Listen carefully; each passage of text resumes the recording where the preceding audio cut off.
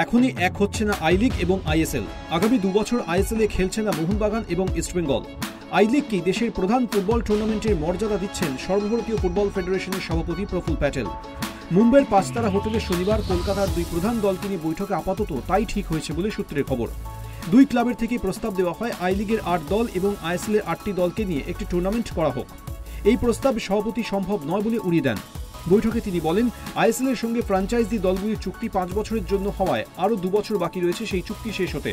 তাই এখনই আইএসএল এ খেলতে দেখা যাবে না 2 প্রধানকে।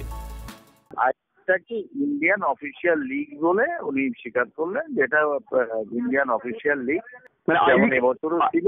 হ্যাঁ, আই লিগটাই। হ্যাঁ, আর ওগুলো একটা টুর্নামেন্ট, আইএসএলটা একটা টুর্নামেন্ট।